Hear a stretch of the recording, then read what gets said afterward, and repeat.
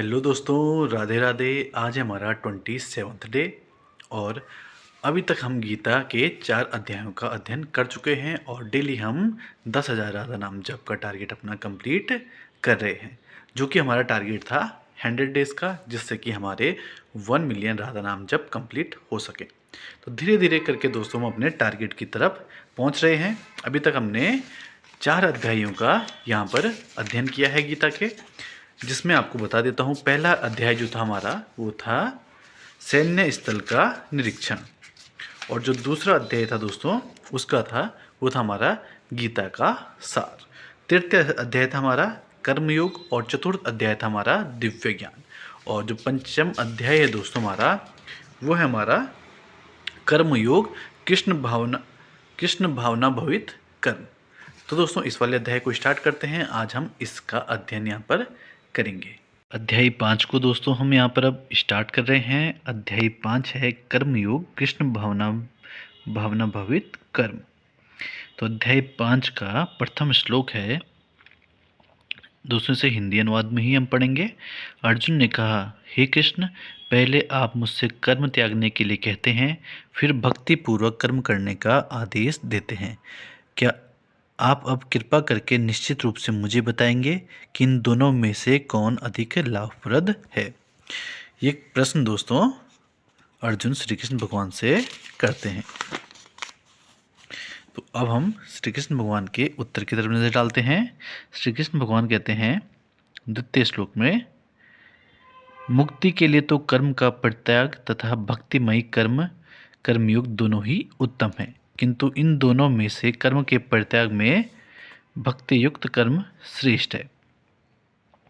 कर्म के परित्याग से भक्तियुक्त कर्म श्रेष्ठ है। यहाँ पर कर्म को प्रधानता दी गई है। इसके पश्चात तृतीय श्लोक में कहते हैं श्री कृष्ण भगवान, जो पुरुष ना तो कर्म फलों से घृणा करता है और ना कर्म फल की इच्छा करता है, वह नित्य सन्यासी जाना जाता है। हे महाबाहु अर्जुन, ऐसा मनुष्य समस्त द्वंद्वों से रहित होकर भाव बंधन को पार कर पूर्णतः मुक्त हो जाता है। ये दोस्तों तृतीय श्लोक में कहा गया है। अध्याय 5 के तृतीय श्लोक में।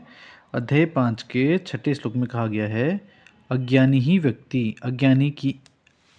ही भक्ति कर्मयोग को भौतिक जगत के विश्लेषणात्मक अध्ययन सांख्य से भिन्न कहते हैं।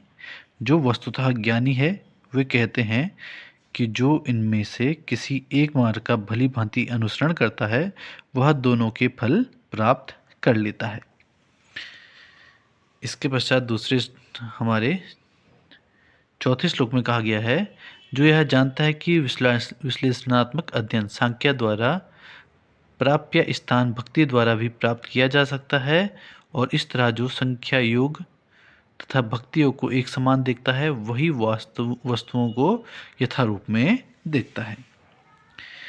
छठे श्लोक में कहा गया है दोस्तों, भक्ति में लगे बिना केवल समस्त कर्मों का परित्याग करने से कोई सुख नहीं बन सकता, परंतु भक्ति में लगा हुआ विचारवान व्यक्ति शीघ्र ही परमेश्वर को प्राप्त कर लेता है।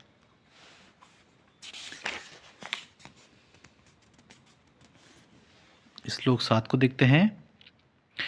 जो भक्ति भाव से कर्म करता है, जो विशुद्ध आत्मा है और अपने मन तथा इंद्रियों को वश में रखता है, वह सबों को प्रिय होता है और सभी लोग उसे प्रिय होते हैं।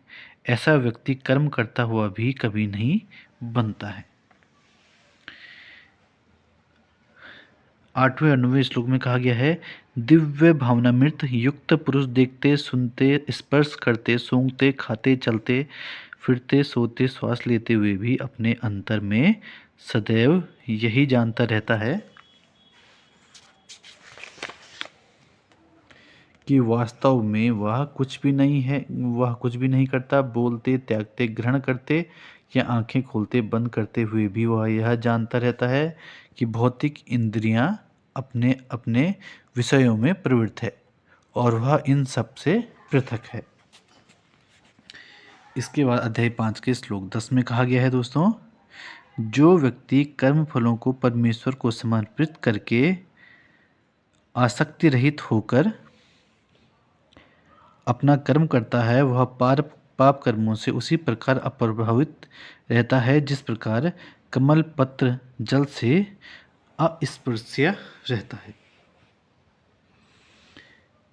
श्लोक 11 में कहा गया है, योगी जन आसक्ति रहित होकर शरीर मन बुद्धि तथा इंद्रियों के द्वारा भी केवल शुद्धि के लिए कर्म करते हैं।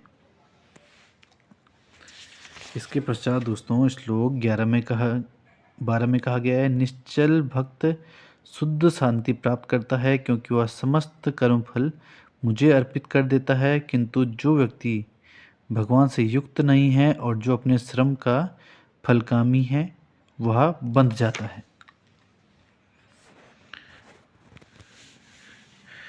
इसके पश्चात श्री कृष्ण भगवान कहते हैं, जब देहधारी जीवात्मा अपने प्रकृति को वश में कर लेता है और मन से समस्त कर्मों का परित्याग कर देता है, तब वह 9 द्वारों वाले नगर भौतिक शरीर में बिना कुछ किए कराए सुखपूर्वक रहता है।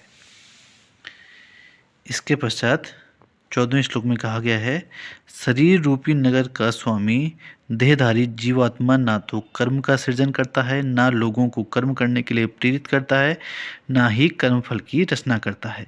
यह सब तो प्रकृति के गुणों द्वारा ही किया जाता है। इसके पश्चात श्लोक 14 में कहा गया है, परमेश्वर ना तो किसी के पापों को ग्रहण करता है ना पुण्यों को ग्रहण करता है, किंतु सारे देहधारी जीव उस अज्ञान के कारण मोहग्रस्त रहते हैं जो उनके वास्तविक ज्ञान को आच्छादित किए रहता है। इसके पश्चात कहा गया है, किंतु जब कोई उस ज्ञान से प्रबुद्ध होता है जिससे अविद्या का विनाश होता है, तो उसके ज्ञान से सब कुछ उसी तरह प्रकट हो जाता है जैसे दिन में सूर्य से सारी वस्तुएं प्रकाशित हो जाती हैं। इसके पश्चात भगवान द्वारा कहा गया है, जब मनुष्य की बुद्धि मन श्रद्धा तथा शरण सब कुछ भगवान में स्थिर हो जाते हैं, तभी वह पूर्ण ज्ञान द्वारा समस्त कलमश से शुद्ध होता है और मुक्ति के पथ पर अग्रसर होता है। विनम्र साधु पुरुष अपने वास्तविक ज्ञान के कारण एक विद्वान तथा विनीत ब्राह्मण गाय हाथी कुत्ता तथा चांडाल को समान दृष्टि समभाव से देखते हैं। इसके पश्चात भगवान कहते हैं, जिनके मन एकत्व तथा समता में स्थित हैं, उन्होंने जन्म तथा मृत्यु के बंधनों को पहले ही जीत लिया है।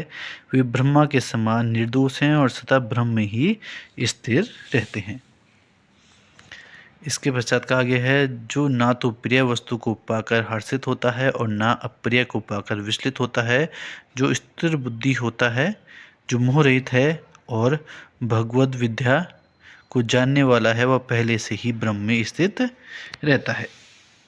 इसके पश्चात क्या है, ऐसा मुक्त पुरुष भौतिक इंद्रिय सुख की ओर आकृष्ट नहीं होता, अपितु सदैव समाधि में रहकर अपने अंतर में आनंद का अनुभव करता है।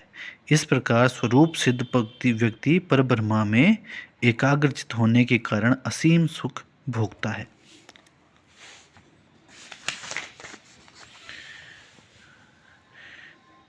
इसके पश्चात श्लोक 22 में कहा गया है, बुद्धिमान मनुष्य दुखों के कारणों में भाग नहीं लेता जो कि भौतिक इंद्रियों के संसर्ग से उत्पन्न होते हैं।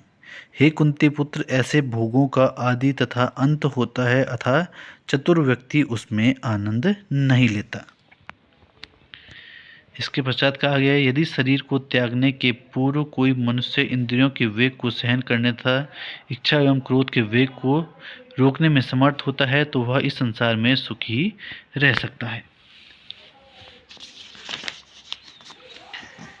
इसके पश्चात कहा गया है दोस्तों, जो अंतःकरण में सुख का अनुभव करता है, जो कर्मठ और अंतःकरण में ही रमण करता है तथा जिसका लक्ष्य अंतर्मुखी होता है, वह सचमुच पूर्ण योगी है। वह परब्रह्म से मुक्ति पाता है और अंततोगत्व ब्रह्म को प्राप्त होता है।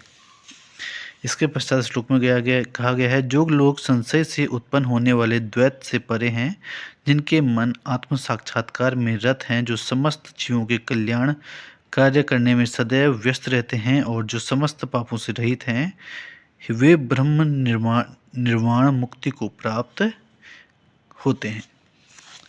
इसके पश्चात के श्लोक में कहा गया है, जो क्रोध तथा समस्त भौतिक इच्छाओं से रहित है, जो स्वरूप सिद्ध आत्मसंयमी और संसिद्धि के लिए निरंतर प्रयास करते हैं, उनकी मुक्ति निकट भविष्य में सुनिश्चित है। इसके पश्चात कहा गया है दोस्तों, समस्त इंद्रिय विषयों को बाहर करने, दृष्टि को बाहों के मध्य में केंद्रित करके प्राण तथा अपान वायु को नथुनों के भीतर रोककर और इस तरह मन इंद्रियों तथा बुद्धि को वश में करके जो मोक्ष को लक्ष्य बनाता है, वह योगी इच्छा भय तथा क्रोध से रहित हो जाता है। जो निरंतर इस अवस्था में रहता है वह अवश्य ही मुक्त है।